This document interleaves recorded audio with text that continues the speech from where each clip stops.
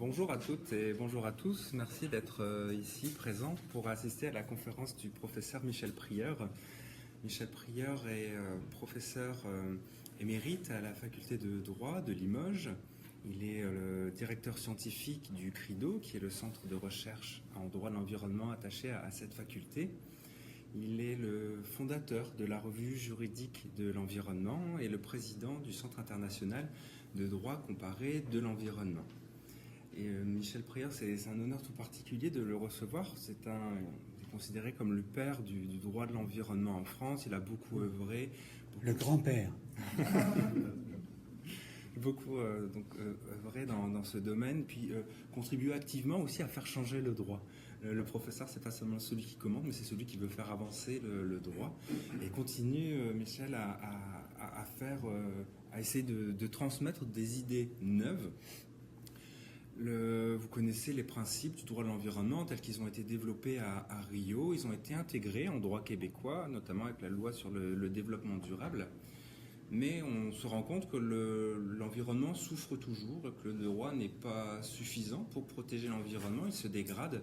Et la question qu'on s'est posée aussi, c'est de dire, mais est-ce qu'à un moment, est-ce qu'on ne peut pas cesser d'empêcher la dégradation du droit de l'environnement en tant que tel, faire en sorte que les nouvelles normes que l'on adopte ne soient pas moins protectrices du niveau juridique de protection de l'environnement. Et c'est comme ça que Michel Prieur est allé de l'avant et il a vu qu'il y avait certainement un phénomène et puis il a sillonné le monde en Europe, en Amérique du Nord, en Amérique du Sud pour essayer de voir s'il existait dans les systèmes juridiques de la non-régression. Il vous en parlera mieux que moi. J'ai vraiment le plaisir, l'honneur de travailler avec lui. Il était mon directeur de thèse, alors c'est vraiment un plaisir tout particulier de se voir ici. Ça fait 3 ans qu'on ne s'est pas revus. Et puis, donc, Michel a vraiment recensé un véritable phénomène. Je pense que c'est vraiment important de le voir ici ensemble. Et milite, en plus, pour qu'il continue à prospérer. Et donc, notamment, on va pouvoir voir qu'en est-il vraiment de ce phénomène. Michel, je te laisse la parole. Puis encore une fois, c'est vraiment un plaisir. Je suis vraiment heureux que tu sois parmi nous aujourd'hui. Merci Christophe. Heureux de retrouver un brillant étudiant devenu un brillant professeur. Toujours une grande satisfaction. Alors, le principe de non-régression, c'est le petit dernier des principes du droit de l'environnement, après la vague de Rio 1992, de Stockholm et Rio 92, et toutes les conventions internationales et les lois nationales qui ont finalement, pratiquement dans le monde entier, intégré les principes qu'on appelle maintenant classiques du droit de l'environnement. Le principe de prévention, le principe pollueur-payeur, le principe de précaution, le principe d'information et de participation du public. Et puis, on est arrivé, il y a une dizaine d'années, à une situation où on a été conduit en quelque sorte à constater que le développement du droit de l'environnement, qui a été fulgurant en 40 ans, moi je l'ai vu là depuis 50 ans, c'est fulgurant le nombre des conventions internationales sur l'environnement et le nombre des lois sur l'environnement. Aucun droit n'a prospéré aussi vite en un temps aussi court. Mais ce développement rapide, peut-être trop rapide, du droit de l'environnement a fait que, arrivé à l'âge peut-être mûr ou adulte, après 20 ou 30 ans d'existence, il commence peut-être un peu à s'épuiser, ou en tous les cas, il épuise certains. C'est-à-dire que ceux qui, bon gré mal gré, ont laissé se créer le droit de l'environnement par la volonté des États poussés par les scientifiques et par les associations, la société civile, qui sont à l'origine du développement rapide du droit de l'environnement, c'est les scientifiques et les sociétés civiles dans un certain nombre de pays. Et donc, après cette poussée qui a été intégrée par les États, ceux qui, bon gré mal gré, ont en quelque sorte subi le développement rapide du droit de l'environnement, commencent à dire « Oh là là, il y en a trop c'est trop, Et il faut diminuer ce torrent, cette invasion du droit de l'environnement, qui en plus, non seulement est une discipline et un secteur nouveau, mais a pour vocation à pénétrer tous les autres droits. Un des principes qui était dans Rio, le principe d'intégration, il faut intégrer l'environnement dans toutes les politiques, agricoles, industrielles, touristiques, etc. Et donc l'intégration du droit de l'environnement dans les autres droits, qui effectivement se développent, commence à poser des questions à certains, et pour ne pas les nommer, c'est évidemment surtout les intérêts économiques, industriels, qui considèrent qu'il y en a trop et qu'il faut peut-être réduire et donc diminuer la quantité.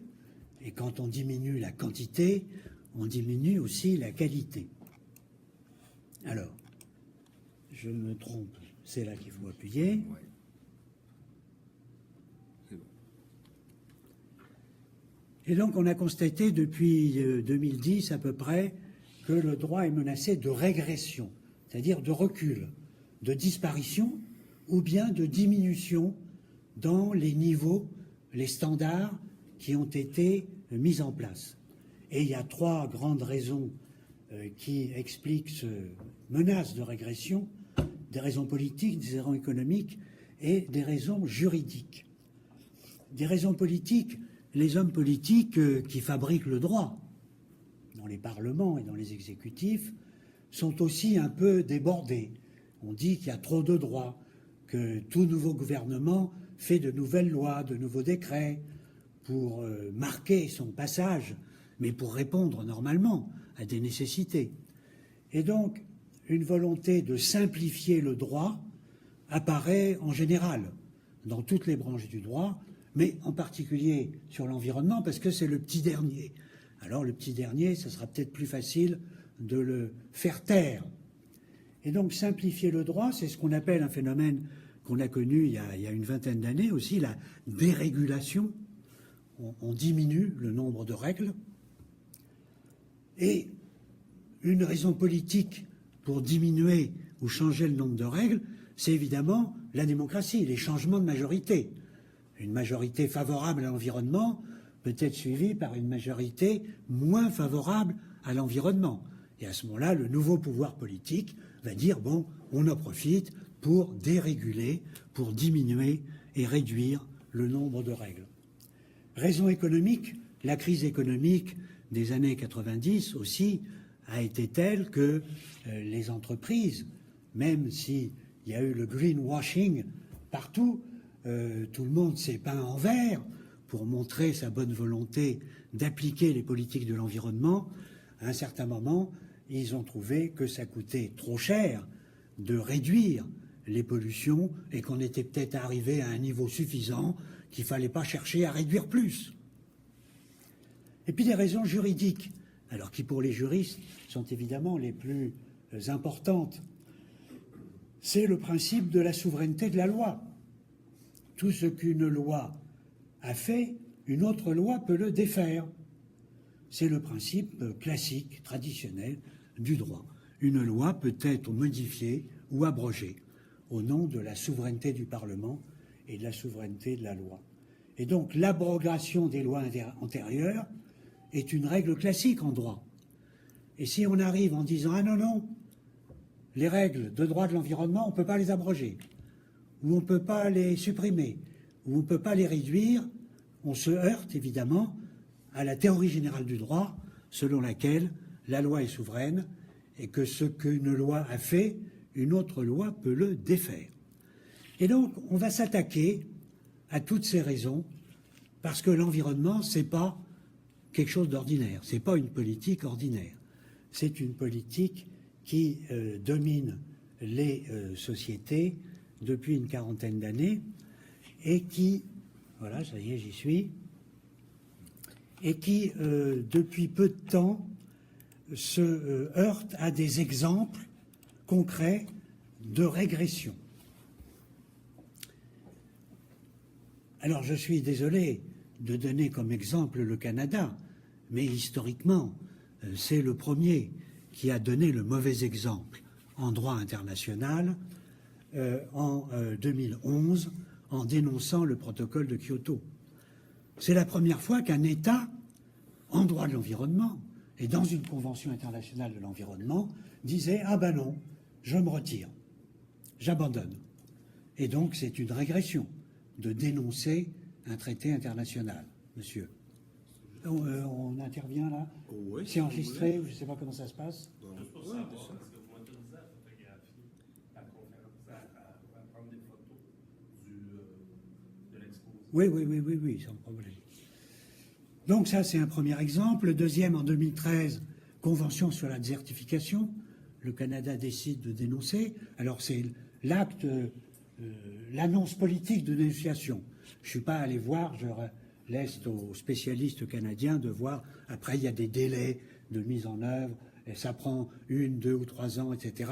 Donc je ne sais pas si ça a été rendu effectif, mais c'est l'annonce qui a été faite à ce moment-là. Le Canada n'a pas été le seul. La France, en 2012, a décidé de se retirer d'un accord du Conseil de l'Europe sur les risques majeurs, l'accord Europa. Dans un autre domaine, les droits de l'homme, et on va voir évidemment qu'entre environnement et droits de l'homme, c'est une liaison totale, qui explique d'ailleurs la non-régression. En matière de droits de l'homme, pour la première fois aussi quand même, depuis l'après-guerre, un État se retire d'une convention internationale sur les droits de l'homme, la convention interaméricaine sur les droits de l'homme. Le Venezuela dénonce et se retire de la convention sur les droits de l'homme en 2013. Et donc, le recul avec ces exemples en droit international, et il y en a quelques autres, est une réalité. Et évidemment, c'est une négation du développement durable. Parce que la durabilité et les principes énoncés par le rapport Brundtland et Rio 92, c'est qu'il faut laisser aux générations futures un environnement moins dégradé que le nôtre. Si on recule, si on permet une plus grande pollution, on va laisser aux générations futures un environnement plus dégradé que le nôtre. Et par conséquent, on s'attaque aussi à la durabilité du développement durable en permettant des reculs dans le droit de l'environnement. Et donc, la régression, si elle existe, elle est à la fois contraire au développement durable et elle est contraire aux droits des générations futures. Alors, la non-régression dans le droit, au point de vue théorique. Alors, Christophe évoquait les travaux qu'on a entrepris, auxquels il a participé aussi, il y a plusieurs années. On a publié un livre aux éditions Brillant. Alors, c'était quoi, en 2012, je crois. En 2012, vous verrez, aux éditions Brillant, il y a un livre sur la régression en droit de l'environnement qui fait le point en droit international et en droit comparé, avec des rapports de différents pays, dont le Canada d'ailleurs, et le Québec. Il y a un rapport en 2012 sur cette situation dans ce livre aux éditions Brillant. Alors, ce n'est pas une invention, la non-régression en droit. Si on regarde la déclaration, la convention de l'Organisation internationale du travail, bon, ce n'est pas l'environnement, mais c'est du droit, le droit du travail en 1946. L'article 19.8 de cette convention sur le droit du travail dit que son objectif, c'est ne pas porter atteinte aux droits des travailleurs et aux droits favorables des travailleurs. Et par conséquent, si on ne porte pas atteinte aux droits favorables, on ne peut pas prendre des droits défavorables pour les travailleurs. Donc c'est bien une interdiction de reculer dans la protection des droits des travailleurs qui est imposée en droit international du travail par la Convention de l'OIT. Même le droit du commerce international, le GATT, on n'aurait pas attendu à ce niveau-là. Le GATT, avec l'Organisation mondiale du commerce et l'accord de Marrakech de 1994, qui introduit l'environnement dans le commerce international, applique la clause de standstill, c'est-à-dire qu'on ne recule pas, à propos du renforcement de la protection de l'environnement. C'est-à-dire que le commerce international par rapport à l'environnement est dans l'objectif de renforcer la protection de l'environnement. C'est-à-dire qu'on ne peut pas faire du commerce international sur l'environnement qui aurait pour effet de diminuer, de réduire. Le contraire de renforcer, c'est diminuer. Si le droit international dit on renforce la protection de l'environnement dans le commerce international, ça veut dire à contrario, donc c'est mon analyse, à contrario de toutes les conventions internationales sur l'environnement, et là, sur le commerce international, on ne peut pas diminuer, on ne peut pas réduire la protection. Et puis, le domaine international qui est le plus, en réalité, significatif pour ne pas reculer, c'est les droits de l'homme.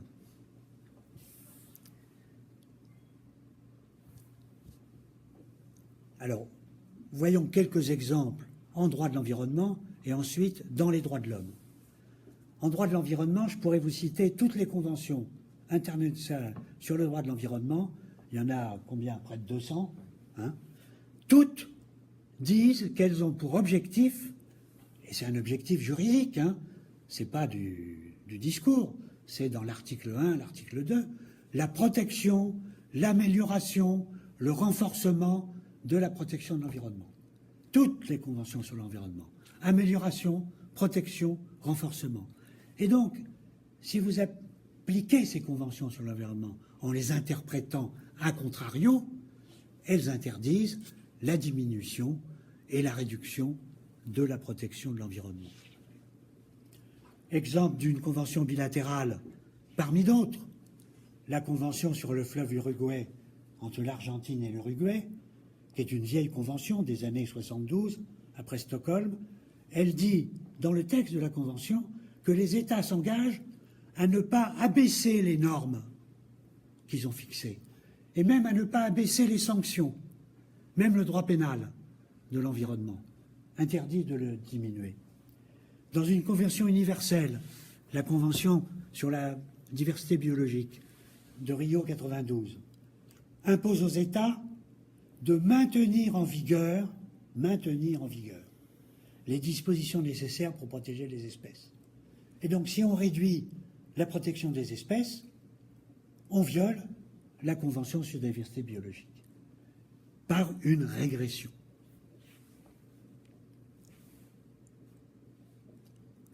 Alors, un exemple en droit international de la mer, la Convention de Montego Bay sur le droit de la mer, qui est en cours de révision pour étendre la protection de la diversité biologique au-delà de la haute mer.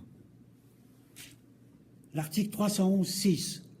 Alors, personne ne le connaît, cet article, parce que 311, il faut d'abord lire 300 articles avant d'arriver à 311. C'est à la fin. À propos du patrimoine commun de l'humanité, qui est dans la Convention sur le droit de la mer, concernant l'exploitation des ressources sous-marines sur le fond de la mer. Donc c'est la protection de la biodiversité et des ressources minérales dans les fonds marins, patrimoine commun de l'humanité. Les États, ils ont signé et ratifié, ils ne s'en rappellent pas, mais nous les juristes, on s'en rappelle. Ils ont signé et ratifié la Convention et l'article 311 qui dit « Aucune modification ne peut être apportée au principe fondamental concernant le patrimoine commun de l'humanité. » Et les États partis à la Convention sur le droit de la mer ne pourront jamais déroger à ce principe. Donc non seulement ils s'engagent à ne pas toucher dans la Convention sur le droit de la mer au patrimoine commun de l'humanité, ce qui est unique en droit international public, que les États s'engagent à ne pas modifier le traité qu'ils viennent de signer. Mais ils l'ont fait. Mais en plus, ils s'engagent à ne pas signer un traité qui dérogerait au patrimoine commun de l'humanité. Donc c'est un engagement international. J'en ai jamais vu d'autre. Et quand j'interroge les professeurs de droit international public qui ne connaissent pas du tout cet article d'ailleurs, je le leur apprends, que c'est les environnementalistes qui apprennent aux internationalistes ce qu'est le droit international. Eh bien, quand ils voient ça, ils se disent « Ah, on n'a jamais vu ça. Ça n'existe pas ailleurs en droit international. » Bon, mais ça existe en droit de la mer. Dans les accords de libre-échange, on ne s'attendrait pas à voir la non-régression. Dans les accords de libre-échange, on croit que le commerce mondial est roi. Dans l'accord de l'ALENA, que malheureusement Trump est en train de remettre sur le tapis, j'espère que les Canadiens vont se battre pour défendre les clauses de non-régression qui sont dans l'accord de l'ALENA. Dans l'accord de l'ALENA, article 10.3, Mexique, États-Unis, Canada s'engagent à quoi? Ne pas réduire le niveau de protection, ne pas abroger les règles sur l'environnement. C'est la non-régression. Et donc, depuis l'ALENA, depuis 1993, la non-régression est en droit positif, en droit américain, en droit canadien et en droit mexicain.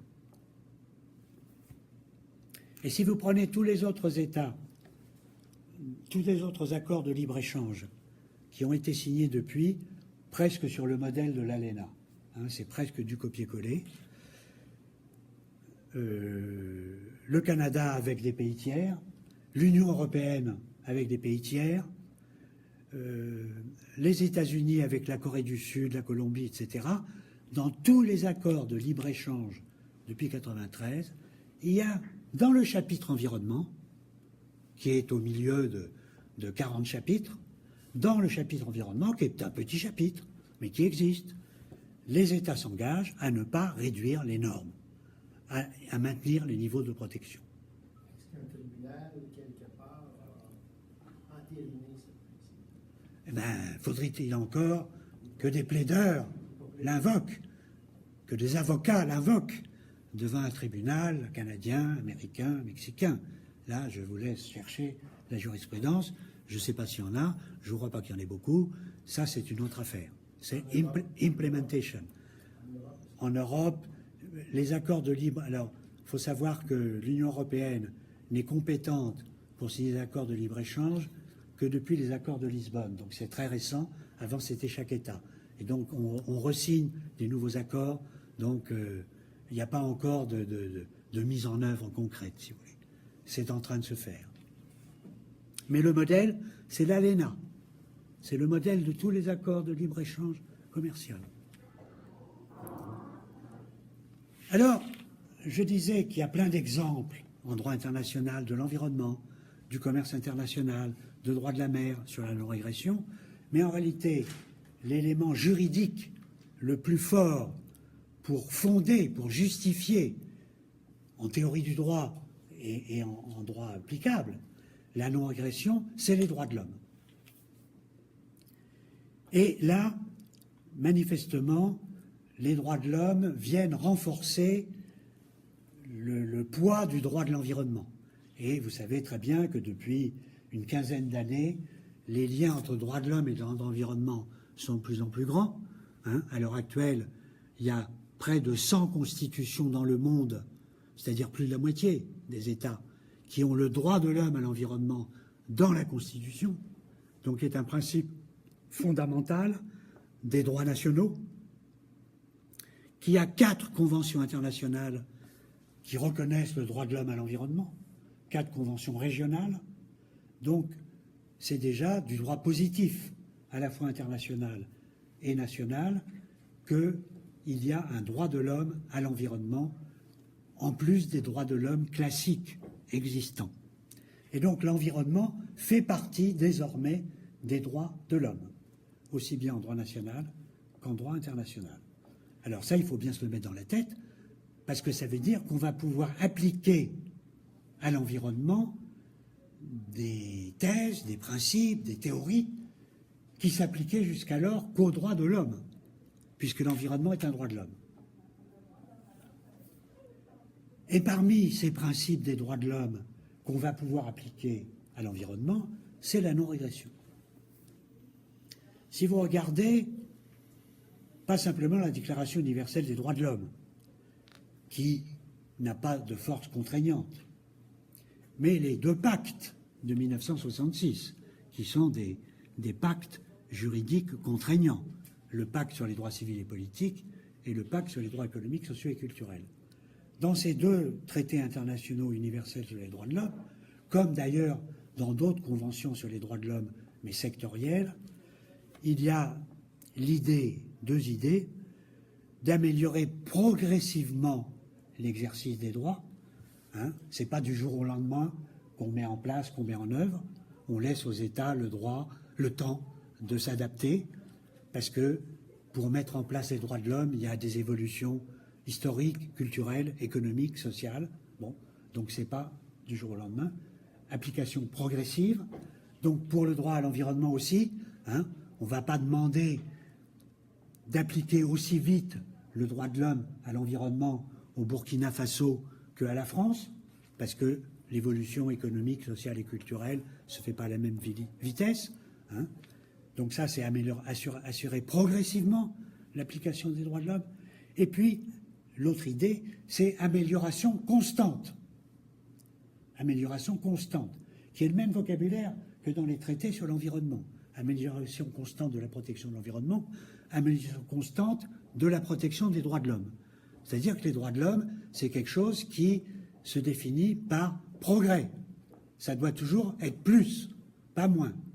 Et donc, si le thème majeur des droits de l'homme, c'est les progrès dans les droits de l'homme, à contrario, la régression en matière de droits de l'homme ne peut pas se faire.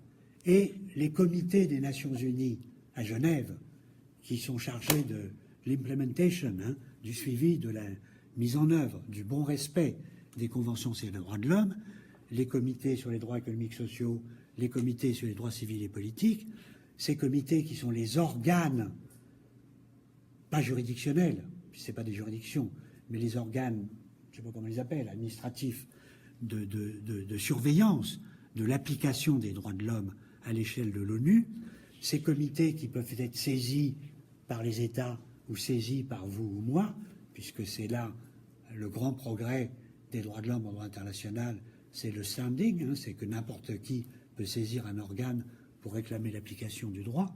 Eh bien, ces comités, dans ce qu'on appelle les observations générales des comités, en 90, en 99, en 2003, donc c'est pas nouveau, ces comités disent le pacte n'autorise aucune mesure régressive. Et donc ils appliquent les pactes sur les droits de l'homme en disant aux États, quand il y a un problème de violation d'un droit de l'homme, non, vous ne pouvez pas prendre de mesures régressives. Et donc l'objectif, c'est rendre effectif le droit à l'environnement comme on rend effectif les droits de l'homme. Et donc dans l'idée d'une amélioration constante. Alors maintenant, venons aux droits nationaux. Les constitutions appliquent-elles le principe de non-régression? Alors, pas encore, pas beaucoup, parce que c'est tout nouveau. La constitution du Bhoutan, en 2008, déclare qu'elle protège 60% des forêts pour l'éternité. Donc, on n'a pas le droit de défricher, on peut défricher 40%, mais alors, c'est déjà beaucoup pour le Bhoutan.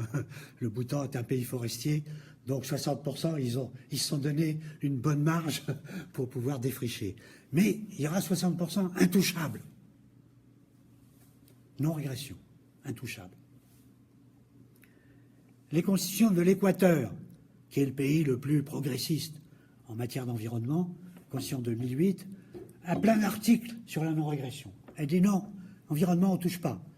Enfin, on ne touche pas. Toujours le progrès. On fait mieux, on améliore, mais on n'a pas le droit de réduire la protection de l'environnement. C'est dans la constitution du Bhoutan, de l'Équateur. Et il y a une cour constitutionnelle qui applique. Il y a des jurisprudences. Le Japon, sur les droits de l'homme, après la guerre, protection éternelle des droits de l'homme. On ne touche pas aux droits de l'homme. C'est des droits acquis, on ne touche pas. Et comme l'environnement est un droit de l'homme, on ne va pas toucher à l'environnement. Mexique, 2011, progression des droits. Et comme l'environnement est de la Constitution du Mexique, avec les droits de l'homme, c'est progression des droits de l'homme et progression de l'environnement. Puisqu'il y a désormais fusion droits de l'homme, droits de l'environnement. Et puis des constitutions plus récentes, la constitution tunisienne de 2014, qui dit aussi, qui reconnaît le droit de l'homme à l'environnement avec les droits de l'homme et qui dit pas touche.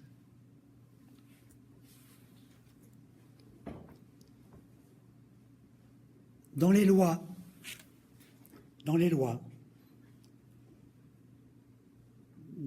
sur l'Argentine, sur la protection de l'environnement, il y a le principe de progression et progressivité. Et pour les juristes argentins, progressivité est interprétée comme interdisant de faire le contraire de la progression. En 1994. Et il y a même un projet de loi spécifique, nous a dit notre collègue en Argentine, un projet de loi spécifique qui va le mettre encore plus noir sur blanc dans la loi argentine en 2015-2016. La loi sur l'environnement de la Côte d'Ivoire en 2014. Expressément, dans la loi sur l'environnement, non-régression dans les politiques de l'environnement. La loi sur la qualité de l'air du Paraguay en 2014. Principe directeur de non-régression et interdiction du recul environnemental dans la loi du Paraguay. Et le petit dernier en France, la loi sur les biodiversités de août 2016, qui refait un peu toute la législation sur la protection de la nature en France. Dans le Code de l'environnement français, depuis 2016, il y a un article spécial non-régression en matière d'environnement. Et pas simplement en matière de biodiversité. C'est dans la loi sur biodiversité, mais la non-régression dans le Code s'applique à l'environnement au sens général. Et puis, il y a évidemment d'autres pays, ça c'est des exemples. Il y a un projet, m'a-t-on dit, en Australie, il y a un projet de loi australienne pour intégrer la non-régression. Donc il y a une espèce d'abord, pénétration dans les constitutions à travers le droit de l'homme à l'environnement, ça c'est un peu la première étape, et puis ensuite, éventuellement, dans des lois spécifiques, Uruguay, la loi sur l'air, ou des lois générales sur l'environnement, comme en Argentine, ou des lois sur la biodiversité, comme en France. Alors il y a même le niveau local et régional. En Argentine, qui est un État fédéral, l'État de Saint-Louis, en 2012, a adopté une ordonnance municipale sur les agrotoxiques, sur les pesticides, etc. Et dedans, par rapport aux normes, aux standards qui sont imposés sur les niveaux de contamination des produits toxiques, on n'a pas droit de réduire la protection de ces niveaux de protection. Au Mexique, dans l'État du Veracruz, en 2012, la loi sur l'environnement de l'État du Mexique, c'est un État fédéral où l'environnement est de la compétence des États fédérés, promouvoir le principe de non-régression du droit de l'environnement en 2012. Et puis en France, dans une possession outre-mer, la Nouvelle-Calédonie, en France, dans les îles Loyauté, dans le Code de l'environnement des îles Loyauté de 2016, aussi est introduit le principe de non-régression. Dans les traités, dans les constitutions, dans les lois, dans les textes locaux et régionaux, et aussi dans les jurisprudences, évidemment, au fur et à mesure, petit à petit. Une des premières jurisprudences, avant même que soit formulé au plan international le principe, la Cour constitutionnelle de Hongrie, en 1994, à propos d'une réduction d'une aire protégée, d'un parc national. Alors, ce n'était pas la non-régression, mais c'était par rapport à la Constitution hongroise qui, dès cette époque, après Rio, on est en 94, donc après Rio 92, avait introduit le droit de l'homme à l'environnement dans la Constitution. Alors le juge constitutionnel a interprété le droit de l'homme à l'environnement, comme vont le faire d'ailleurs d'autres juges constitutionnels après, en disant le droit de l'homme à l'environnement, c'est quand même pour protéger l'environnement, sinon il n'y aurait pas de droit de l'homme à l'environnement. C'est donc pour une meilleure protection, sinon ce ne serait pas le droit de l'homme à l'environnement. Et donc toute activité ou tout acte qui va trop loin, parce que ce n'est pas forcément systématique, il y a des degrés, qui va trop loin dans la dérégulation ou dans la non-protection, c'est contraire au droit de l'homme à l'environnement. Donc c'est contraire à la Constitution. Et donc la loi qui réduisait l'aire protégée a été annulée. Conseil d'État et Cour d'arbitrage, qui maintenant s'appelle, je crois, Cour constitutionnelle, en Belgique, au nom de ce que les Belges appellent l'obligation de standstill, il y a plein d'arrêts de la Cour constitutionnelle belge et du Conseil d'État belge qui appliquent la clause de standstill depuis 2006 et qui annulent des lois belges, fédérales, ou des États fédérés, qui sont contraires à ce qui est dans la Constitution belge. Et qu'est-ce qui est dans la Constitution belge? C'est pas la non-régression, c'est le droit de l'homme à l'environnement. Et le juge constitutionnel belge interprète ce droit de l'homme à l'environnement comme interdisant le recul d'une loi X ou Y qui diminue la protection. Alors c'est pas absolu, c'est relatif, c'est par rapport à de graves diminutions, à de graves réductions. En Europe, il y a aussi, à côté de la Belgique, l'Espagne, où le tribunal suprême espagnol, qui est la Cour constitutionnelle espagnole, dans 2 décisions de 2012, annule des lois espagnoles, belges, des lois espagnoles fédérales par contre, l'une sur l'environnement citro-sensu et l'autre sur une aire protégée dans une ville par rapport au droit de l'urbanisme, en disant non, c'est une réduction trop grande de la protection. Et donc c'est contraire à la Constitution espagnole qui reconnaît le droit de l'homme à l'environnement. C'est une régression contraire au droit de l'homme à l'environnement.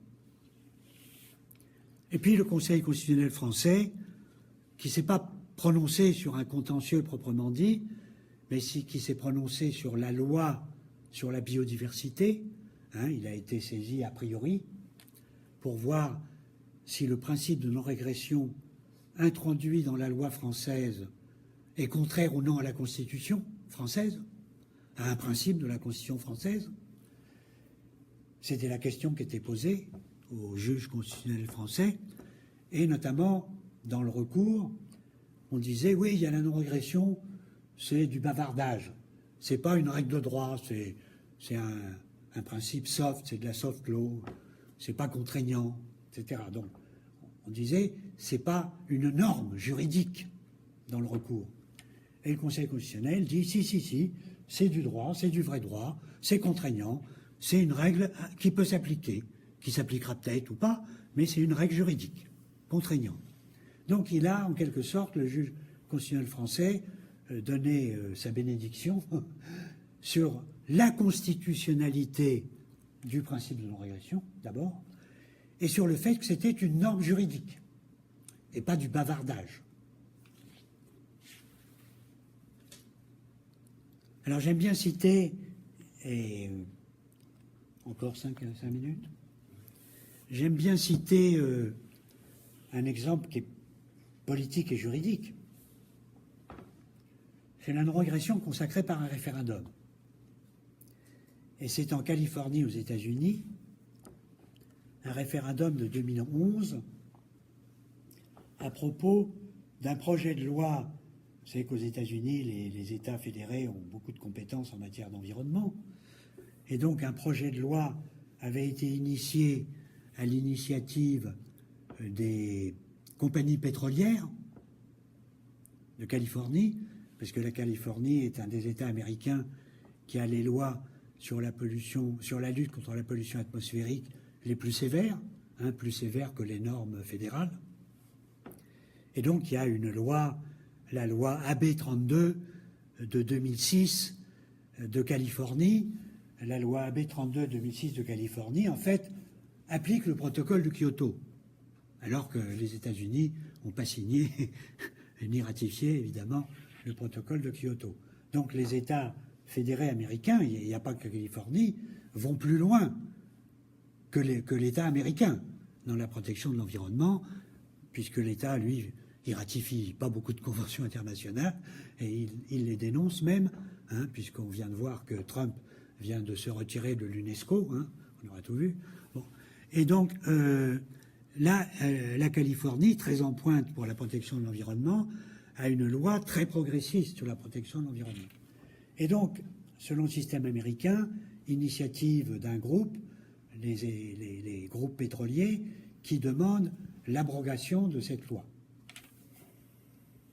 pour abandonner la protection et abandonner la lutte contre le changement climatique. Donc, vote populaire, important. Voulez-vous ou non qu'on régresse en matière de lutte contre le changement climatique? Parce que si on abrogeait cette loi, on régressait. On permettait à l'essence d'avoir des taux de COD, de SO2, etc., plus élevés. Et donc, alors il y a eu une campagne, évidemment, référendum à l'américaine, avec ceux qui protégeaient l'environnement et ceux qui voulaient pas forcément détruire l'environnement, mais être moins sévères dans la protection de l'environnement. Et 61% des votants ont dit non, on garde la protection de l'environnement, on garde la loi sur le changement climatique, et donc 61% en faveur de la non-régression en matière d'environnement. Alors, 61% des votants, aux États-Unis, il y a beaucoup d'abstentions, donc il faudrait voir combien il y avait vraiment de... Alors maintenant, pour terminer, on a vu en droit international, en droit de l'homme, dans les constitutions, dans les lois, revenons au niveau international, revenons au niveau politique. Parce que pour que les parlements et les gouvernements votent des lois ou adoptent des traités sur la non-régression, faut-il encore qu'ils aient compris qu'est-ce que c'est que la non-régression et qu'ils aient vu les enjeux sociaux, économiques et politiques de ce nouveau principe. Alors là, c'est tout le processus qui s'est développé assez rapidement entre 2011 et 2012 sur la non-régression à l'échelle internationale. D'abord, le Parlement européen, qui est élu au suffrage universel par tous les citoyens des États membres de 25 États européens, avant que la Grande-Bretagne ne se retire. Donc les Anglais avaient voté aussi pour l'élection au Parlement européen. Ils ont même des députés au Parlement européen.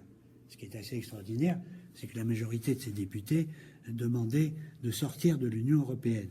Ça, c'est une autre question. Donc on se demande pourquoi ils avaient été élus au Parlement européen s'ils ne croyaient pas à l'Union européenne. Mais donc le Parlement européen a voté en septembre 2011 une résolution. Alors ce n'est pas une loi, ce n'est pas un décret, c'est une résolution.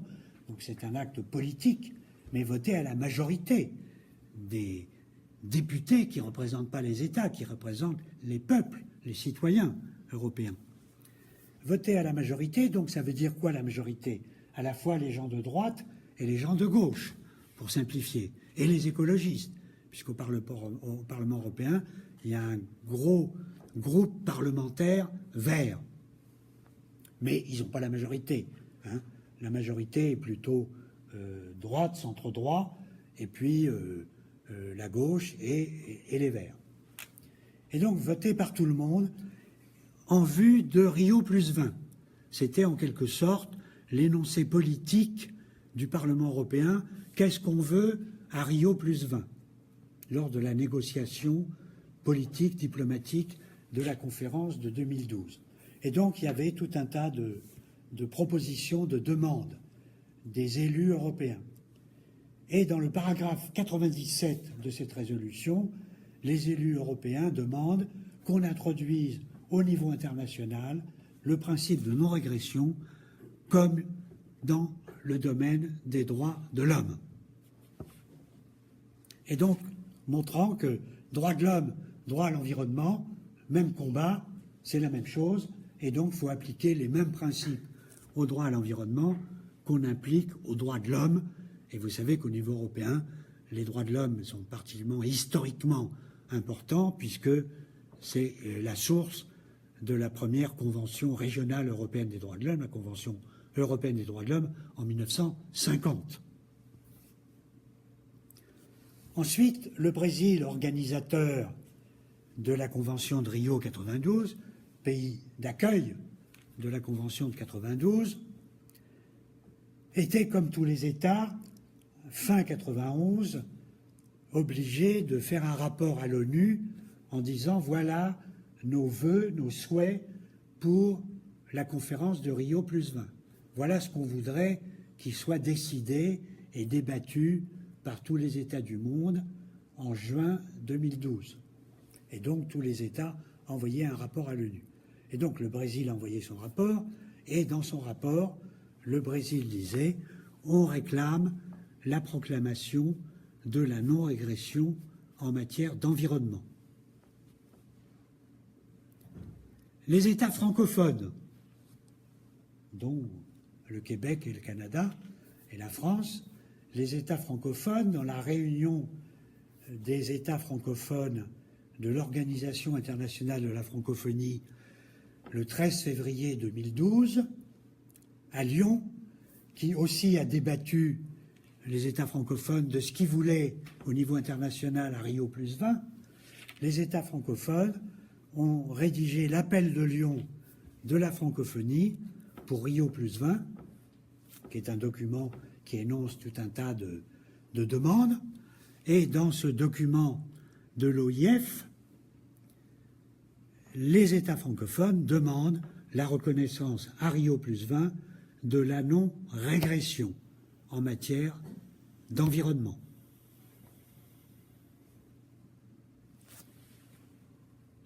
Et donc, une certaine pression de la francophonie, du Brésil, du Parlement européen, qui n'est pas l'Union, qui est un organe de l'Union européenne, mais qui n'est pas la même chose que la Commission européenne ou que le Conseil des ministres de l'Union européenne. C'est un des organes de l'Union européenne. C'est le législatif, mais il y a un exécutif. Et donc, Rio +20 a fait un document que vous connaissez, qui est l'avenir que nous voulons, je crois que c'est ça, The Future We Want, l'avenir que nous voulons, qui est le document adopté par consensus par tous les États du monde, donc pas de vote, consensus, donc soft law, mais soft law de haut niveau, puisqu'il y avait tous les États du monde, les chefs d'État, le gouvernement. Et dans ce document, on a obtenu, je dis on, parce qu'il y a eu la contribution de deux groupes, les ONG, dont je faisais partie, notamment le Centre international de droit comparé de l'environnement, qui est une ONG accréditée auprès de l'ONU, et puis des États, le groupe des 77, G77 plus la Chine. Qu'est-ce que c'est que le G77 plus la Chine à l'ONU? C'est le groupe des sous-développés, pour faire vite. Et donc c'était évidemment le G77 qui a été le seul parmi les États de l'ONU dans les négociations qui ont duré 6 mois et qui se sont terminées à Rio, qui ont accepté de prendre en compte le principe de non-régression. L'Union européenne a dit non, non, ça ne nous intéresse pas. Les États-Unis ont dit non, non. Le Canada a dit non, non, parce que les États-Unis avaient dit non, non. Le Japon a dit non, non. Et donc, les États riches ont dit non, non, qu'est-ce que c'est ça? Ça n'existe pas. C'est du droit futuriste. C'est pas du droit positif. Donc, on ne va pas le reconnaître. Et donc, il n'y avait que le G77 plus la Chine, plus les ONG d'environnement et de droits de l'homme, qu'on dit si, si, ça existe, et donc qui ont poussé à la négociation. Et finalement, il y en a qui ont dû céder, et il y en a qui ont remporté le résultat. C'est le paragraphe 19 et le paragraphe 20 de la déclaration de Rio 2012. Nécessité de poursuivre la mise en œuvre des engagements souscrits. Donc on continue à aller de l'avant. Si on va de l'avant, c'est qu'on ne va pas en arrière. Et il est essentiel de ne pas revenir sur les engagements souscrits. En anglais, no backtrack. Et no backtrack, ça veut dire en français non régression. Donc no backtrack a été la terminologie, parce qu'il fallait discuter avec les interprètes, puisque la négociation était en anglais évidemment, Et donc, moi, je demandais à Rio, est-ce que no backtrack, c'est pas pareil, est-ce que c'est pareil que non régression, d'après vous? Oh, yes, it could be the same, it's the same. OK. So, no backtrack, OK. C'est pareil que no regression. Et so, it's no backtrack. Et alors, après, je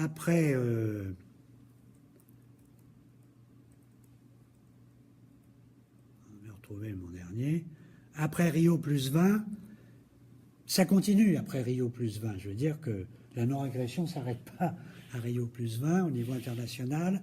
L'IUCN, vous connaissez l'IUCN, l'Union internationale pour la conservation de la nature, qui est la plus grosse des ONG de conservation de la nature et qui a la caractéristique de regrouper non seulement des ONG, mais les États. Donc c'est la seule ONG ou la seule organisation internationale mixte, État-ONG. Et donc, quand l'IUCN vote quelque chose, ça veut dire que les États aussi votent. Et donc, au congrès de Jeju au Japon, en septembre 2012, après Rio plus 20, il y a eu une recommandation de l'IUCN qui a été votée par tout le monde, y compris par les États, pas simplement par les ONG. Le G20, alors le G20, c'est pas les sous-développés, hein. Le G20, c'est les gros, c'est les riches, hein. Et donc le G20 à Hambourg en juillet 2017, qu'est-ce qu'il a dit par rapport à l'accord de Paris, le Paris Agreement sur le changement climatique? Il a dit que c'est un accord irréversible. Irréversible. C'est-à-dire qu'on ne revient pas en arrière. Ils ont dit de l'accord de Paris la même chose que ce qu'ont dit les États dans la Convention Montego Bay sur le patrimoine commun de l'humanité. On ne rediscute pas, on ne renégocie pas pour revenir en arrière. On ne touche pas. Et à Marrakech, qui était, c'était 21, COP 21, Marrakech. Après, l'accord de Paris, c'est COP 20. COP 21, c'est COP 20. Marrakech, c'était 22. Marrakech, c'était COP 22, donc l'année après l'accord de Paris sur le changement climatique. Si vous regardez la déclaration finale de l'accord de Paris, consensus, y compris les États-Unis, qui étaient là. Trump venait d'être élu, mais il y avait les diplomates américains qui étaient là, et ils ne sont pas opposés. Et donc, à la déclaration finale de Marrakech, l'accord de Paris est irréversible. Donc déjà, COP 22, c'est acté au niveau politique, l'accord de Paris est irréversible. Et c'était décembre 2016. Juillet 2017, à Hambourg, le G20, donc qui est plus restreint et qui est vraiment les pays super développés, le G20, accord de Paris irréversible. Donc, non-régression irréversible. Merci.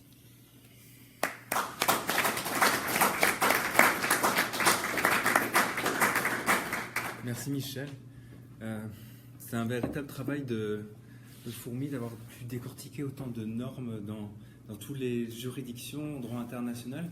Et véritablement, là, on voit un phénomène vraiment marquant. Alors, certainement que ce phénomène vous interpelle.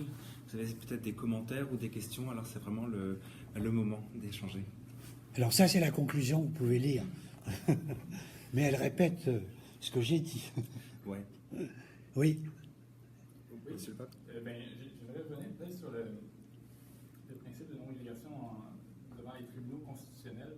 Je demande, dans les États où la Constitution consacre le droit de l'homme à l'environnement, quels critères est utilisé pour invalider, par exemple, un acte du Parlement contraire au principe de non-régression?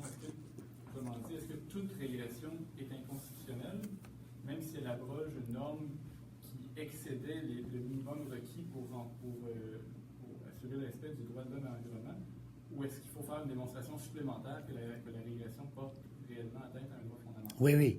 Bon, comme vous êtes juriste, vous savez bien que ça serait trop simple si c'était automatique. Donc c'est pas automatique.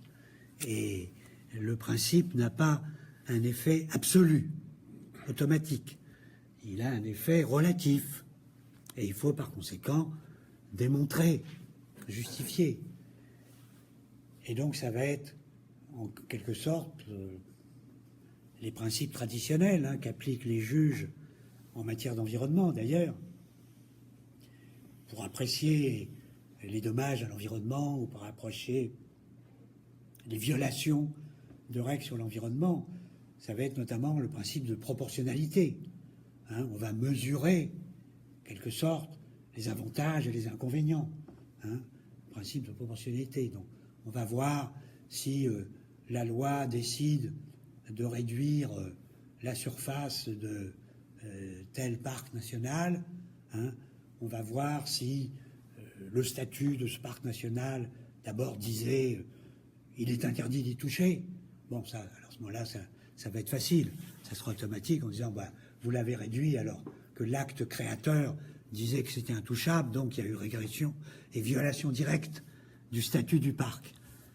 Mais si le statut du parc ne disait pas qu'il était intouchable, prévoyait peut-être des évolutions, des transformations, des adaptations, là, le juge, en fonction des circonstances de l'espèce, va apprécier si la réduction va toucher aux éléments essentiels qui justifient la protection du parc, qui sont la raison d'être du parc. Si la raison majeure du parc, c'est de protéger, je ne sais pas quelle espèce de faune ou de flore, et que comme par hasard, l'endroit qu'on va supprimer, c'est là qu'il y a le plus de cette faune et de cette flore, alors le juge dira, non, c'est pas possible, vous ne pouvez pas supprimer ça, c'est une régression qui porte atteinte à l'essence même, à l'objectif principal qui justifiait la protection. Vous voyez? Donc ça va être à chaque fois du cas par cas, comme c'est toujours dans la jurisprudence. Ça ne va pas être un principe automatique, ça va être du cas par cas. On va mesurer si, ici, c'est presque plus facile, la réduction d'une aire protégée par rapport à l'objectif de la protection de cette aire protégée, quoique ça pourrait être difficile. Mais dans un exemple, là, je peux citer, je crois, en Espagne, à la Cour constitutionnelle, pour une aire, un espace vert urbain. Bon, c'est pas la protection d'une espèce protégée majeure. Donc là, le juge, alors il faut aller voir comment il a expliqué ça et comment on lui a justifié.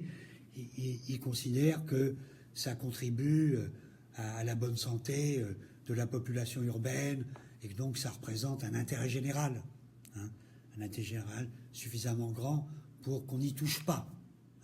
Donc ça va être aussi par rapport à d'autres droits de l'homme, au droit à la santé, parce que le droit à l'environnement, il est d'abord le fils du droit à la santé.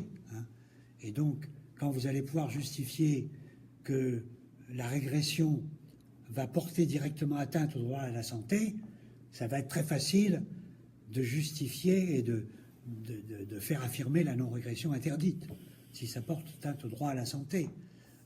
Et donc, par rapport aux droits de l'homme qui sont interpellés par le droit de l'environnement, il va falloir trouver, les plaideurs vont trouver les droits de l'homme qui sont le plus proches de l'atteinte portée à l'environnement. Alors, le droit à la santé est le plus proche. Une autre fois, ça sera peut-être le droit à la propriété, pour un autre cas. Une autre fois, ce sera peut-être le droit au domicile ou à... etc. Enfin, dans tous les droits ancestraux, les droits économiques, sociaux et culturels, par rapport à des droits économiques, sociaux et culturels. Le droit à la qualité de la vie, le droit au bien-être, le droit au domicile, etc. Bon, comme tous les droits de l'homme peuvent être interpellés par rapport à l'environnement, il n'y a qu'à voir tous les rapports, et c'est pas pour rien, au Conseil des droits de l'homme à l'ONU à Genève. Il y a un rapporteur spécial sur le droit de l'homme à l'environnement, qui est le professeur John Knox. Bon, depuis 5-6 ans, Knox fait des rapports tous les ans à l'ONU sur les relations entre droit à l'environnement et droit de l'homme. Tous les ans, il y a un rapport. Et donc, il développe, j'allais dire, enfin pour les environnementalistes, il ressasse des choses qu'on connaît et qui sont admises depuis longtemps, mais pas forcément par tout le monde, les liens étroits entre droits de l'homme, civil, politique, économique, socio-culturel et environnement, en droit international, en droit national, en droit comparé, etc. Et donc dans tous ces rapports, vous allez voir des exemples en droit comparé dans tous les pays puisqu'il fait des rapports de droit comparé, des exemples des pays qui prennent en compte le droit à l'environnement à travers la santé, la culture, le social, etc. Et donc là, il y a une source évidemment de référence, si vous voulez, et pour montrer qu'il y en a d'autres qui le font, qui l'ont déjà fait, etc. Ici, des jurisprudences. Donc c'est par une appréciation cas par cas du degré de régression. Hein, c'est pas toute régression, c'est le degré de régression. Pour ajouter, le Conseil la jurisprudence belge et espagnole que tu as citée, souvent le juge accepte la régression. Le principe, c'est qu'on ne régresse pas, mais on peut régresser à condition de motiver la décision. Pourquoi? Quel intérêt légitime permet... Oui, il faut justifier par un intérêt supérieur à l'environnement. C'est ce qu'on retrouve. Voilà, un intérêt majeur, parce que ce qu'on dit en droit communautaire aussi, un intérêt public majeur, ou un intérêt général majeur, ou une raison, par exemple, de sécurité publique, hein, parce que toujours la défense nationale a toujours la priorité, donc une raison majeure de sécurité publique. Donc il faut trouver quelque chose de plus important. Alors c'est un problème éternel en théorie du droit pour les droits de l'homme, qui est la hiérarchie des droits de l'homme. Hein. Alors il y a ceux qui disent qu'il n'y a pas de hiérarchie des droits de l'homme, tous les droits de l'homme sont égaux, puis ceux qui disent si, il y a quand même un peu de hiérarchie. Donc, par exemple, le droit à la vie, hein, dans la hiérarchie des droits de l'homme, le droit à la vie. Évidemment, alors on dit oui, celui-là, il est quand même plus grand que le droit à respirer un air sain, peut-être, que le droit à la vie. Alors si la régression porte atteinte au droit à la vie, alors là, on est sûr, là, c'est interdit. Oui, question. Professeur, le principe de non-régression, tel que vous nous avez expliqué, il a vocation d'intervenir dans l'application de lois dans le temps. Alors, comment, sur le plan pratique, on peut concilier ces principes avec les directives classiques d'interprétation? Je pense ici aux principes tels que la loi spéciale déroge à la loi générale, la loi postérieure déroge à la loi antérieure, la norme supérieure prime sur la Oui, je comprends bien. Oui, il faut combiner. Hein. J'ai dit au début, le problème, c'est que ça se heurte à des principes de théorie générale du droit sur la souveraineté des lois et les principes d'interprétation. Donc, ça peut bousculer un peu ces principes. Hein. C'est sûr qu'il faut s'adapter. Hein. Le droit, c'est pas un truc figé et immobile et éternel. Hein. Ça évolue. Ça évolue en fonction de quoi? Des besoins de la société. Hein. Il y a des besoins supérieurs de la société qui justifient qu'on va faire appliquer plutôt telle chose que telle autre. Et en plus, par rapport à ce que vous avez dit, et qui est important, et souvent beaucoup ne le comprennent pas, en disant oui, mais la non-régression, c'est pas possible, vous allez tout geler, ça va tout geler, on touche plus à rien. Hein, c'est pour ça que j'aime pas le mot anglais standstill, parce que standstill, ça veut dire standstill, on s'arrête, on bouge plus, là, standstill. Enfin, j'ai jamais pu traduire standstill en français, d'ailleurs c'est intraduisible. Bon. Mais ça donne un peu l'idée de on touche plus à rien. Non, la non-régression, c'est pas on touche plus à rien, hein, c'est pas on gèle le droit, parce qu'au contraire, le droit de l'environnement, c'est un des droits qui a été le plus poussé et motivé par l'évolution scientifique et technique, par les progrès.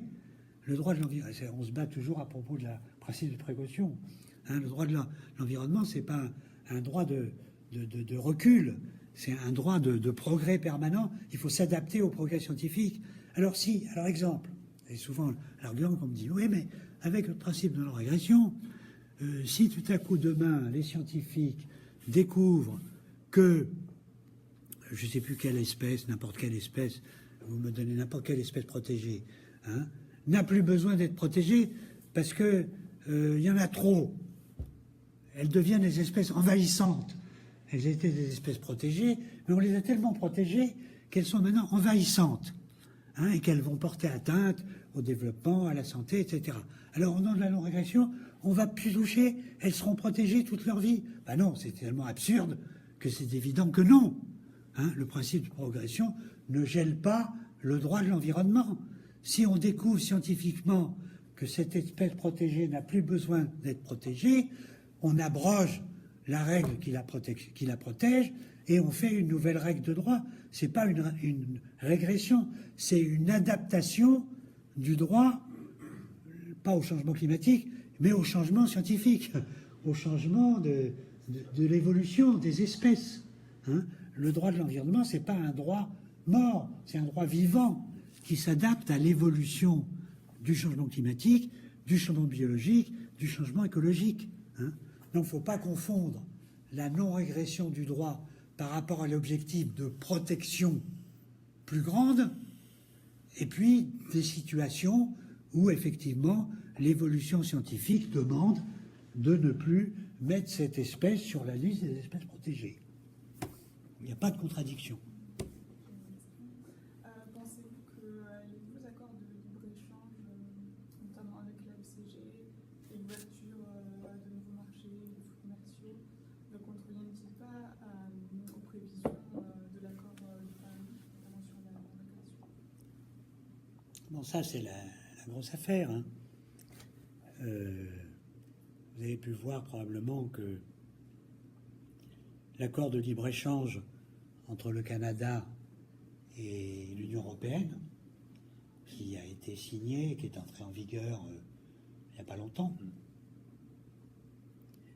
bizarrement d'ailleurs parce qu'il n'est pas encore ratifié par tout le monde, mais ça c'est les subtilités du droit international des traités. Et à l'occasion de la signature de cet accord de libre-échange entre le Canada et l'Union européenne, je ne suis pas spécialiste du libre-échange, je suis spécialiste de l'environnement. Bon, mais donc je me suis précipité pour aller voir les articles sur l'environnement dans l'accord de libre-échange avec le Canada. Et comme je m'y attendais, j'ai fait un article et toute une conférence déjà sur les liens entre libre-échange et non-régression. Dans cet accord Canada-Union européenne, le Canada et l'Union européenne ont fait copier-coller ce qu'on trouve dans tous les accords de libre-échange existants dans les dernières années. C'est-à-dire que les articles sur l'environnement disent on ne touche pas aux droits de l'environnement des États parties. Et donc, c'est pas parce que le Canada, à supposer, voudrait vendre des produits plus polluants que les produits qui sont faits en France en fonction du droit français de l'environnement, bon, ils pourront pas, parce que les Français diront c'est contraire au niveau du droit français de l'environnement, et donc c'est pas parce qu'il y a libre-échange que vous pouvez nous imposer des produits plus polluants, parce que l'accord de libre-échange dit non, c'est pas au nom de la libre circulation des produits qu'on peut imposer à un État de réduire ses propres niveaux de protection. Et donc pour moi, ça touche à rien. De même, si un produit français qui serait plus polluant qu'un produit canadien venait au Canada et serait contraire aux standards du produit canadien, ça n'empêchera pas le Canada de dire non, non, ça, en vertu de tel article, vous ne pouvez pas l'importer au Canada parce que c'est plus polluant que la norme du produit canadien. Donc, chacun conserve son niveau de protection de l'environnement tel qu'il est, avec l'idée, on essaye tous de plus protéger l'environnement. Donc, essayons tous de négocier pour que nos normes et nos standards de protection se rapprochent, à supposer qu'ils soient aussi différents qu'on le prétend. Il faudrait voir cas par cas, produit par produit. Mais l'accord de libre-échange, il a aussi pour objet de favoriser les négociations futures et des accords, d'harmoniser. C'est bien l'objectif du droit international, c'est d'harmoniser les normes environnementales, à supposer qu'elles soient différentes. Alors d'abord, prouvez-moi qu'elles sont différentes pour chaque produit, je demande avoir la preuve, et ensuite, si elles sont différentes, négocions pour qu'elles se rapprochent. Mais en attendant, tant qu'elles sont différentes, l'accord permet à chacun d'y dire non, non, vous n'avez pas le droit d'importer tel produit parce que ça viole mon niveau de protection de l'environnement. Donc pour moi, ça ne changera rien. Alors, en France, les ONG d'environnement et le Parti vert, etc., et en Belgique aussi, je crois, on dit, oh là là, c'est un scandale, cet accord avec le Canada, ils vont nous imposer ils ont des trucs polluants qu'on n'a pas chez nous. Et, alors je crois que vous acceptez les OGM. Hein, vous avez les organismes génétiquement modifiés. Qui ne sont pas étiquetés, en fait. Voilà, qui ne sont pas étiquetés, alors que nous, c'est interdit, les OGM, et ça doit être étiqueté. Donc vous allez nous vendre des produits génétiquement modifiés non étiquetés qui vont être contraires à nos niveaux de protection environnementale, parce que nous, on interdit les OGM où elles doivent être étiquetées. L'accord tel qu'il est permet pas au Canada de nous vendre ces produits OGM non étiquetés. L'accord ne le permet pas. Donc débrouillez-vous à les étiqueter si vous voulez les vendre en Europe. Sinon, vous ne pourrez pas les vendre. Hein, et c'est pareil pour d'autres choses. Bon, mais les écologistes français et européens disent oui, c'est un scandale, le Canada va nous imposer des OGM, va nous imposer des tas de cochonneries, etc. Je dis non, l'accord tel qu'il est impose rien du tout. Hein, faut-il encore que les gouvernements fassent respecter l'accord. Hein. Alors ça, c'est les comités bilatéraux, etc. Là, moi, je ne suis pas là-dedans. Hein. Mais le texte tel qu'il est, il ne permet pas l'importation de produits qui seraient contraires au niveau de protection environnementale tel qu'il est dans l'Union européenne. Et tel qu'il est en droit français. Parce que le droit français, éventuellement, peut être plus sévère que le droit de l'Union européenne. Hein, le droit de l'Union européenne s'impose au droit français, mais le droit français peut être plus sévère. Donc vous pourrez peut-être exporter quelque chose en Belgique qui respecte l'Union européenne, mais qui est aussi sévère que l'Union européenne, qui n'est pas plus sévère, mais vous ne pourrez pas l'exporter en France parce que la norme française environnementale sera plus sévère que la norme de l'Union européenne. Donc ça dépend de chaque produit, de chaque norme. Mais donc, alors, pour finir ça, excusez-moi, c'est intéressant, c'est amusant. Et donc, vous savez, on a changé de président hein, en France. Donc, c'est plus Hollande, c'est Macron qui est arrivé. La négociation était faite. Hein. L'accord, il avait été signé avant Macron, avant Hollande, avant Macron. Hein. Et donc, le nouveau président se trouve face à l'accord Canada-Union européenne. Alors, je crois que Trudeau est venu en France, hein, a été reçu par Macron. Bon, ils ont discuté sûrement de l'accord. Et Macron était embêté parce qu'il y avait tous les Verts français qui disaient il ne faut surtout pas appliquer l'accord avec le Canada. On s'oppose avec l'accord avec le Canada.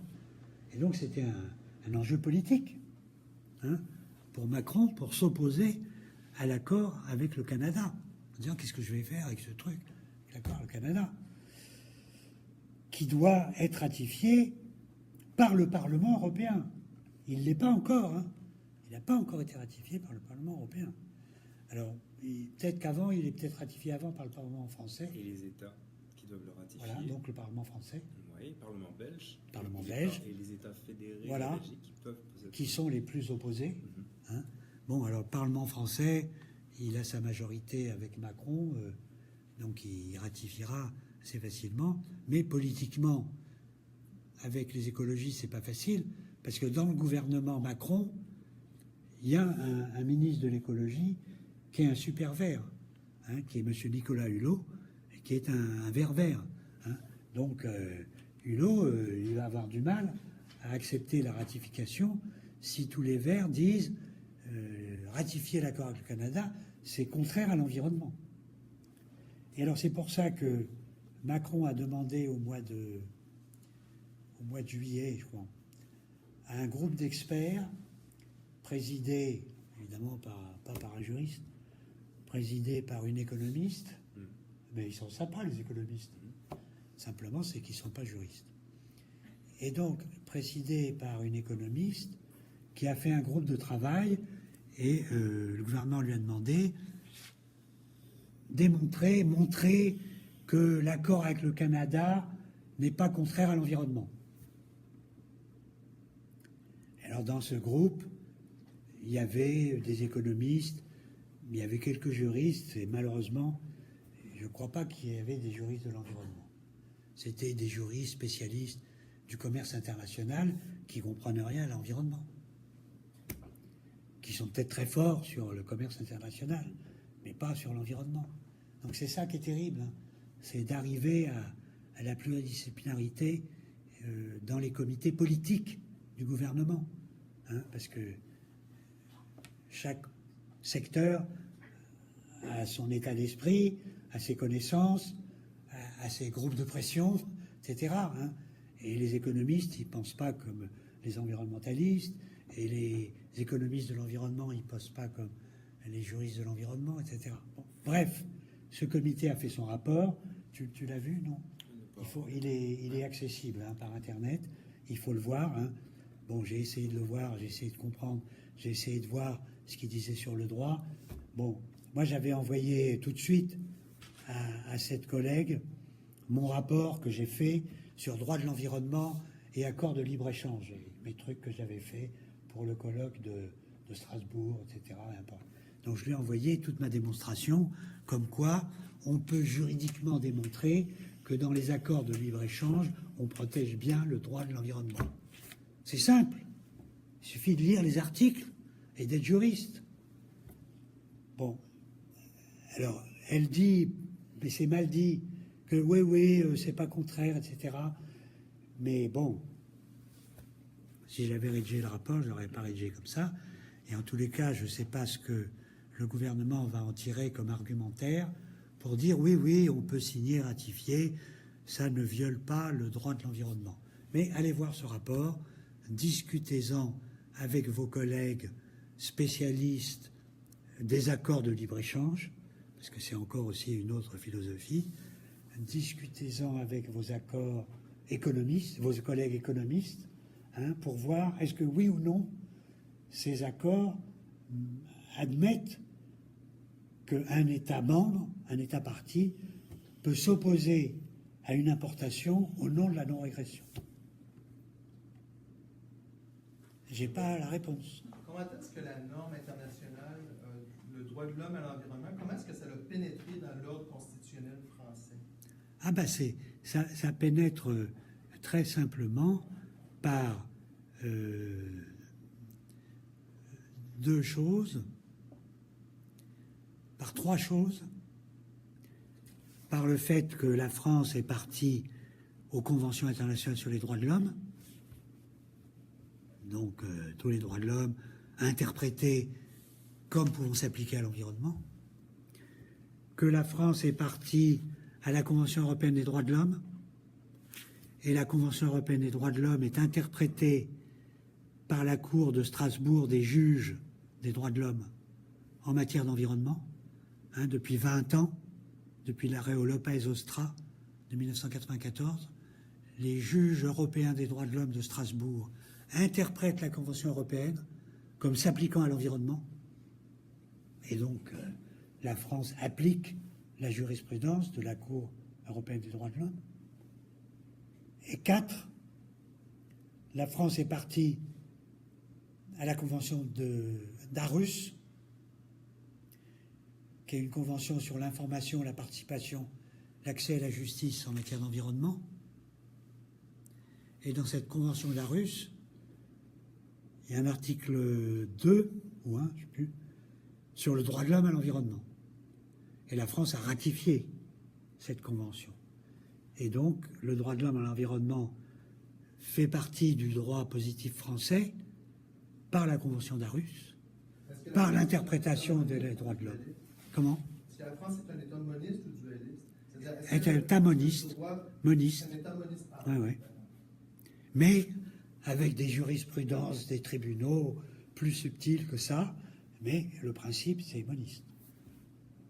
Et donc, l'application directe de ces traités et par les jurisprudences. Est-ce qu'on a une dernière remarque? Oui, vite, rapidement. Pour ça, en fait, je voudrais connaître la situation du principe de non-régression en droit international. Est-ce qu'il a le même rang que les autres principes, comme le principe de précaution, de prévention? Est-ce qu'il question. Il est contraignant au niveau international. Est-ce qu'on peut l'invoquer sur le plan international comme les autres principes? Est-ce qu'il a le même statut que les autres principes, principes non pollueurs?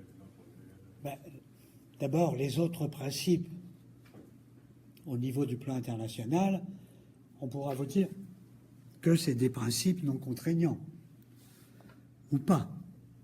Ça dépend où vous allez les trouver. Si vous les trouvez dans les déclarations des grandes conférences internationales, de soft law, on dira que c'est non contraignant. Si vous les trouvez formulés, parce qu'ils sont aussi formulés dans des conventions internationales, soit universelles, soit régionales, à ce moment-là, ça devient contraignant, puisque c'est dans des conventions internationales, à la condition que vous les ayez ratifiées, vous-même, évidemment, ces conventions. Et donc, ça sera contraignant ou non, selon que votre État est parti ou non à ces conventions, et en troisième lieu, selon que vos juges et vos juristes interprètent ces principes comme étant soit des principes de droit international écrit, soit des principes de droit international coutumier, puisqu'en droit international, il y a les principes de droit international coutumier. Or, de plus en plus en matière d'environnement, ces principes environnementaux deviennent des principes en tout état de cause de droit international coutumier, qui par conséquent s'impliquent aux États, même non signataires de conventions. Et ils sont coutumiers encore plus s'ils sont considérés comme tels par la Cour internationale de justice, qui interprète le droit international écrit et le droit international coutumier. Et donc la Cour internationale de justice, elle a plusieurs arrêts sur l'environnement. Elle n'en a pas des masses, mais elle en a plusieurs. Et dans ces arrêts, vous trouvez énoncées des formulations qui sont que, elle considère que c'est un principe général de droit international coutumier. Par exemple, dans l'arrêt de la Cour internationale de justice de 2010 entre l'Argentine et l'Uruguay sur les papeteries en Uruguay, las papeleras, la Cour internationale de justice dit avoir et imposer une étude d'impact transfrontalière quand on fait une activité qui peut avoir des effets sur un État voisin, c'est une obligation du droit international coutumier. Alors qu'il n'y a aucun traité international qui dit que c'est obligatoire. Mais la Cour internationale de justice a dit ça se rattache à d'autres principes du droit international, etc. Je considère qu'avoir une étude d'impact transfrontalière, même s'il n'y a pas un traité qui l'impose, ça fait partie maintenant du droit coutumier international. C'est un exemple, donc il y en a d'autres. Alors, la non-régression là-dessus, pour l'instant, la Cour internationale de justice n'a pas encore parlé de ça. Mais on peut très bien dire, il y a plein de traités sur l'environnement qui admettent la non-régression de façon implicite. Il y a des jurisprudences internationales qui l'interprètent de telle façon. Donc, il y a de plus en plus d'actes internationaux, de principes constitutionnels, d'actes nationaux qui le reconnaissent. Et donc, c'est la construction progressive, petit à petit, d'un nouveau principe de droit international coutumier.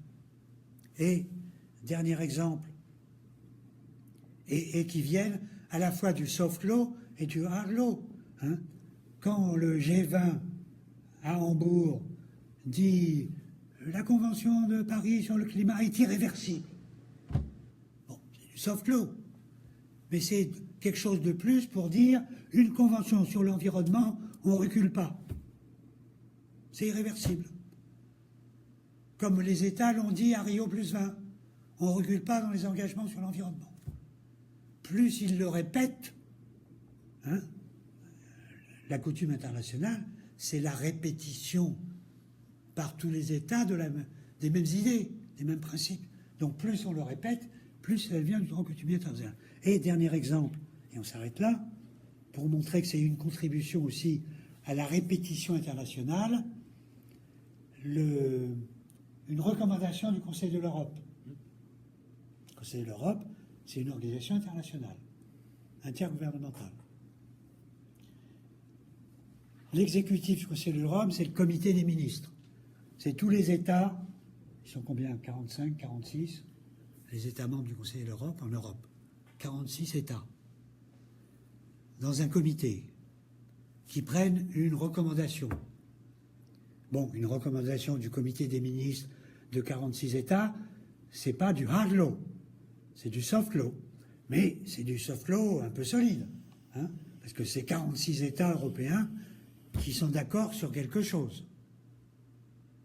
Eh bien, ils viennent de prendre, le 27 septembre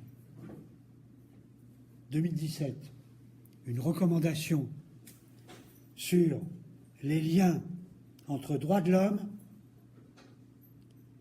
et protection du paysage, la Convention européenne du paysage. Entre droits de l'homme et protection du paysage. Bon, alors, on pourrait discuter là-dessus, il y a beaucoup à dire. Droits de l'homme et paysage. Il se trouve que le Conseil de l'Europe a signé une Convention européenne sur le paysage, qui existe, qui est hard law, qui est en vigueur, Convention sur le paysage. Bon, là, ce comité des ministres fait une recommandation sur cette Convention du paysage, l'interprète en 2017. La Convention date de 2000. Et dans cette recommandation, il y a un paragraphe qui dit quoi? Il faut appliquer le principe de non-régression en matière de protection du paysage. Donc, idée de non-régression appliquée à la protection du paysage, c'est-à-dire que quand on a dit qu'on protégeait un paysage parce que c'était un paysage qui avait une valeur esthétique, historique, culturelle, etc., et qu'il ne faut pas le lendemain supprimer cette protection parce que c'est un intérêt général, culturel, esthétique, naturel de protéger un paysage, on ne recule pas dans la protection du paysage. Eh bien, c'est une non-régression. Et c'est considéré par ces 47 États dans une recommandation de septembre 2017 comme ne devant pas reculer. Alors que dans la Convention sur le paysage, c'est pas écrit. La non-régression, c'est pas écrit. Donc c'est une interprétation, 17 ans après la Convention, des conditions de son application, de la façon dont les gouvernements la voient évoluer. Parce que les traités, ça évolue, puisque c'est appliqué par les États, c'est vivant. C'est pas du droit mort. Hein. Le droit, il n'est jamais mort. Le droit, il évolue. Et il évolue par l'interprétation des juges, par l'interprétation des gouvernements, par l'interprétation des juristes, par la pression des ONG, etc. Merci. Il me reste, juste pour finir brièvement, Michel Prieur intervient cet après-midi pour présenter le rapport, c'est sur le rapport Brundtland, donc cet après-midi lors d'une table ronde. Et puis, si vous voulez continuer à échanger, on est à votre disposition. Vendredi, il y a un colloque aussi sur municipalité et transition énergétique, auquel vous êtes les bienvenus. Il me reste à remercier... Et puis demain, il y a un colloque toute la journée. Alors, je ne sais pas le titre du colloque. Sur l'accès à la justice, non? Oui, c'est sur les droits procéduraux en matière environnementale, voilà, qui est organisé par la chaire en droit de l'environnement, dans laquelle interviendra également Michel Prieur. Les droits procéduraux en matière environnementale, donc il y a des tas de contributions en droit national, régional, international, etc. Et je présenterai ce qu'il en est en droit de l'Union européenne. Parce que c'est important. Et de la Convention d'Aarhus. C'est important d'avoir des principes comme le principe de non-régression, mais encore, comme vous le disiez tout à l'heure, encore faut-il pouvoir les appliquer, saisir le juge, puis ça c'est encore une autre affaire, c'est vraiment la dimension procédurale du droit de l'environnement. Donc ça c'est demain que ça se passe. Vous pouvez, voilà, donc vous êtes les bienvenus, on est là pour échanger. Un grand merci à l'Institut DS, à nos partenaires de DHEI. Merci à Sophie pour tout le travail qu'elle a réalisé pour que cet événement puisse se tenir. Merci à vous toutes et à vous tous.